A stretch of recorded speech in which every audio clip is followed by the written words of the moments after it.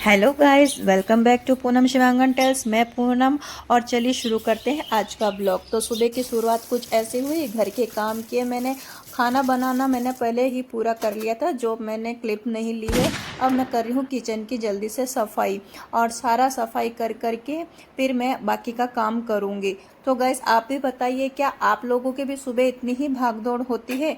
मेरे यहाँ तो सुबह सुबह इतनी भागदौड़ होती है कि बस ऐसा लगता है जैसे कोई टाइम जो है वो दौड़ रहा है ट्रेन की तरह। तो मैं जैसे ही गई और मैंने क्या देखा, मेरी नज़र पड़ी इन बिखरे हुए कपड़ों पर। इनको देखते ही मन बस ऐसा करा, जब तक इनको साफ ना कर दूं तब तक मुझे चैन नहीं आने वाला। एक्चुअली हुआ ये था कि रात के अंदर आंधी आई और मैंने अपने कपड़ों को ऐसे ही मेज पे रख दिया था और मुझे समेटने का टाइम नहीं मिला। तो अब सुबह उठते ही सबसे पहले इन पर नजर गई है।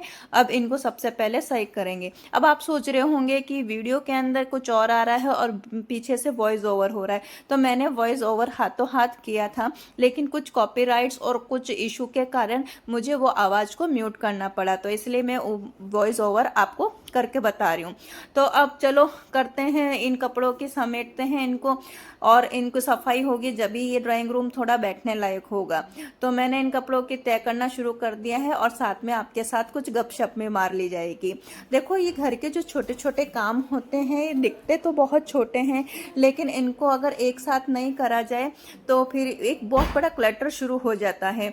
और इस क्लटर के लिए एक सबसे अच्छी आदत ये होती है कि आप इन छोटे छोटे कामों को अपनी हैबिट में डालो, कि इनको रोज ही करना। रोज ना कर पाओ अगले दिन, लेकिन रुको उस काम जरा, को पेंडिंग ना सबर करें। करो। तो एक ये छोटी सी हैबिट आपके घर को साफ सुथरा और व्यवस्थित बना देती है। और आपको पता है, हाउसवाइफ के लिए घर साफ रखना और मैनेजमेंट करना उसका एक बहुत बड़ा टास्क होता है। और मेरे साथ तो क्या है कि मेरा एक छोटा बच्चा है जो 3 साल का है, उसका काम थोड़ा एक्स्ट्रा हो जाता है, वो मुझे काम करने नहीं देता है। तो मैं तो यही करती हूँ, आप भी मुझे बताना, क्या आप अपने हाउस को मैनेज करने के लिए ऐसे कुछ हैबिट्स रखते हैं?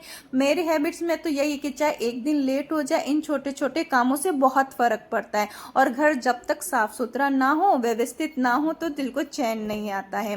तो आज ये काम कर रही हूँ। और हाँ, एक बात कमेंट में जरूर बताना, क्या आपके भी कपड़े वॉश होने के बाद एक दिन बाद में फोल्ड होते हैं, या मेरी तरह एक दिन बाद में फोल्ड होते हैं, या हाथों हाथ फोल्ड हो जाते हैं? क्योंकि मेरा तो एक दिन चला जाता है। तो मुझे कमेंट्स में बताया कौन कौन मेरे जैसा है जो एक दिन बाद फोल्ड करता है, और कौन ऐसा है जो हाथों हाथ फोल्ड करके रख देता है।